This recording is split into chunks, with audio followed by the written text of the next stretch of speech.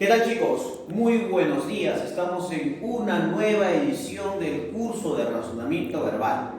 Hoy día, 8 de julio del año 2020, vamos a ver un tema importante también, siguiendo, claro está, una secuencia lógica y determinada sobre la comprensión de lectura. Hoy día veremos la teoría del texto número 1, así que chicos de quinto año de secundaria del Colegio GUNI en Cañete deben acompañarme para tratar de desvincular ciertos conceptos también y también pues que, digamos, el desarrollo del texto sea productivo, ¿no? Para hablar de la teoría del texto, precisamente tenemos que enfocarnos en lo que sería, ¿no es cierto?, el texto. Habíamos dicho la clase anterior que el texto no es otra cosa que un tejido de ideas, ¿no es cierto? Que a partir de este tejido de ideas podríamos nosotros, por ejemplo, ¿no es cierto?, establecer ciertas jerarquías, ¿no es cierto?, establecer ciertas jerarquías, ¿no es cierto?, establecer ciertas jerarquías que se pueden dar a partir de ¿qué? A partir de las ideas vertidas en el texto. O sea que los elementos importantes que van a establecerse en la configuración del propio texto es la actividad del autor, ¿no es cierto?, en relación con el texto y a su vez en relación con el lector, ¿no es cierto? Son tres elementos importantes para hablar el día de hoy de la teoría del texto. Dijimos que el texto se basa en dos elementos muy importantes para su comprensión, ¿no es cierto? Hablamos en un primer momento de la propia lectura, ¿no es cierto? Y también hablamos en un proceso de concentración. Estos elementos que estoy mencionando ahora y estos conceptos que estoy mencionando ahora van a ser importantes. ¿Para qué? Primero, para la correcta lectura y punto número 2, para de alguna manera encontrar la intencionalidad que sugiere el autor en el propio texto. Habíamos dicho en la clase anterior que nosotros cuando empezamos a interpretar un texto, cuando empezamos a leer un texto, lo primero que debemos hacer es asumir la posición del autor. En este caso, debemos asumir, ¿no es cierto?, qué intención tiene el autor, si el texto es coherente o tiene un sentido completo, y si además, ¿no es cierto?, a través de esta intencionalidad, el lector nos hace entender, ¿no es cierto?, que de alguna manera el texto tiene ciertos modelos o el texto tiene un tema a tratar, ¿ya? Ahora, el lector no puede sugerir ninguna opinión. El lector tampoco puede generar una crítica. El lector lo que debe hacer es inferir, el lector lo que tiene que hacer es deducir, el lector lo que tiene que hacer es ir con conocimientos previos para establecer la propia actividad de la lectura. Pero el lector no participa de la lectura, sino que el lector lo que hace solamente es asimilar la información. Por eso es importante recordarles a ustedes, chicos, que en un texto, ¿no es cierto?, al momento de ejercer la actividad de la lectura, sobre todo en este tipo de preguntas, lo que hay que hacer es no dejar que las emociones y las opiniones nos ganen, sino al contrario, asimilar la impostura del autor para contestar las preguntas que se deben basar en el propio texto. Entonces, por eso es importante recordar qué cosa es el texto, cómo se establecen las jerarquías a partir del texto y finalmente hablar pues de la intencionalidad del autor y los tipos de texto que se van a establecer a partir de esta intención. Un texto no es otra cosa que un conjunto de ideas. Eso ya habíamos manifestado. Es más, había dicho yo que la idea de texto proviene del latín textus, que significa tejido, ¿no es cierto? Ya saben que es así. Ahora, el texto es un conjunto de ideas relacionadas que muestra un mensaje global. ¿Saben cómo se llama ese mensaje global? También se le llama tema, ¿correcto? Cada texto, chicos, se encuentra conformado por diversas ideas. Estas diversas ideas, ¿no es cierto?, otorgan, ¿no es cierto?, sentido particular al texto. Estas ideas pueden ser ideas importantes, pueden ser ideas secundarias, también pueden ser ideas que van a englobar el texto o ideas que sirven como argumento para la tesis del propio autor, de acuerdo a su posición o de acuerdo a su intencionalidad. Ahora, estas ideas pueden variar en número de acuerdo con la extensión del propio texto, ¿no? Ustedes saben que la unidad mínima del texto es la oración. El conjunto de oraciones me forma párrafos y el conjunto de párrafos me puede formar un texto completo.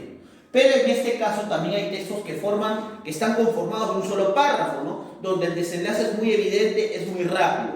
Y por eso es importante primero, ¿no es cierto?, hablar del tema del texto. Hay que recordar que en la clase anterior de comprensión de lectura nosotros vimos la jerarquía textual, que no era otra cosa que la idea de jerarquizar las ideas en un texto a partir de una idea general, luego una idea particular y luego de alguna manera la oración que representaría o que englobaría todo lo que sería el texto.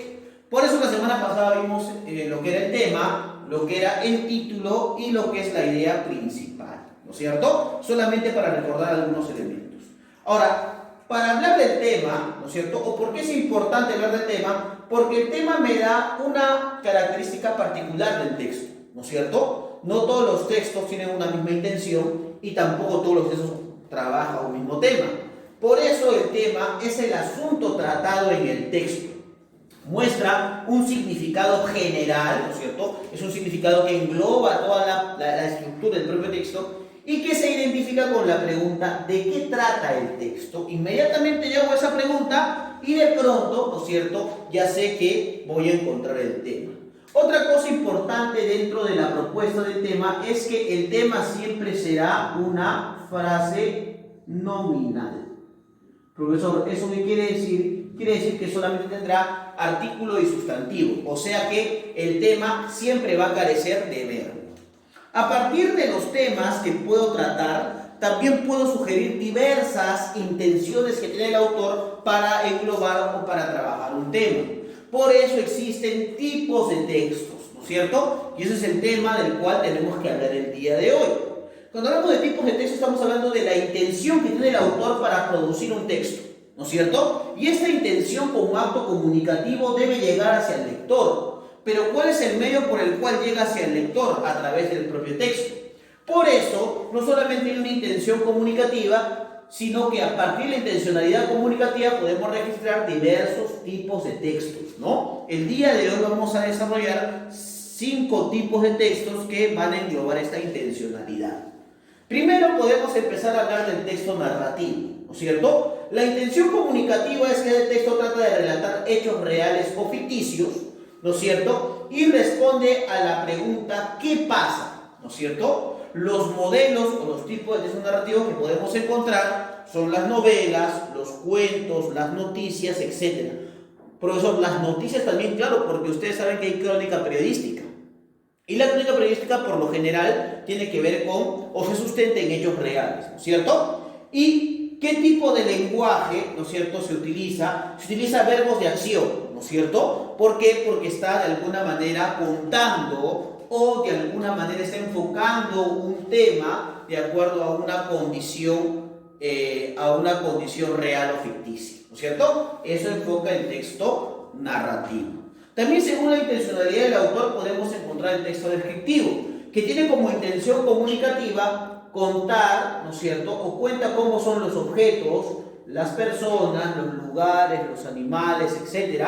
Y responde a la pregunta ¿cómo es?, ¿no es cierto?, en dónde podemos encontrar esos textos descriptivos. Por ejemplo, cuando agarro una guía de viaje, cuando agarro, por ejemplo, una novela, por ejemplo, cuando agarro cuentos, cuando agarro cartas, cuando agarro diarios, etcétera, etcétera, ¿no? Ahí podemos ver, pues, las características o las descripciones de ciertas personas, ciertos animales, ciertas cosas, ciertos objetos. Y lo importante es que si en el texto narrativo abundan los verbos, aquí en el texto descriptivo van a abundar los adjetivos, ¿no? Porque van a calificar, ¿no es cierto?, a estos objetos, a estas personas o a estos animales. También podemos encontrar, ¿no es cierto?, dentro de la intención comunicativa, a los textos dialogados, ¿no? ¿A qué le denominamos texto dialogado? Es aquel texto que reproduce literalmente las palabras de los personajes, ¿no es cierto? Por ejemplo, responde a la pregunta ¿qué dicen? Y por lo general los diálogos se van a ver pues en piezas teatrales, en diálogos de cuentos y novelas, en entrevistas, etcétera, ¿no es cierto? Ahora, el texto dialogado pues utiliza un tipo de lenguaje que son las acotaciones, los guiones, ¿no? Las comillas, etcétera, etcétera, ¿no? Solamente las comillas para citar, ¿no es cierto? Algunas frases o de repente algunas opiniones del propio entrevistado, ¿no? También encontramos otro tipo de texto denominado el texto expositivo o informativo, que es el que de alguna manera experimentamos o vemos todos los días a través de las noticias, a través de los periódicos, a través, por ejemplo, de un informe especial que da en la televisión, ¿no? Explica de forma objetiva los hechos y responde a la pregunta ¿por qué es así? Por ejemplo, se puede hablar de libros de texto, por ejemplo, no sé, académicos, ¿no? Articulación de divulgación, artículos de divulgación, por ejemplo, como noticias, enciclopedias, como los diccionarios, etcétera, etcétera, y se transmite a través de un lenguaje claro y directo, pues, ¿no? Objetivo, ¿no?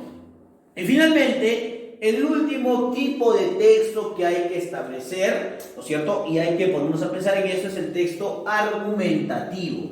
El texto argumentativo es el que más se acerca a lo que sería la lectura crítica, porque acá el propio autor, ¿no es cierto?, defiende ideas y expresa opiniones, ¿ya? Ahora, ¿bajo qué preguntas se puede identificar un texto argumentativo? ¿Qué pienso o qué te parece? Y por ejemplo, acá vamos a encontrar los artículos de opinión, a las críticas de prensa, etcétera, etcétera, ¿no? Y se utilizan verbos que expresan opinión, ¿correcto? O sea que el profesor, a través de la intencionalidad, podemos encontrar no solamente un bagaje de tipos de textos, sino también que esos responden a ciertas preguntas y a ciertos modelos de alguna manera estructurales en tanto su composición.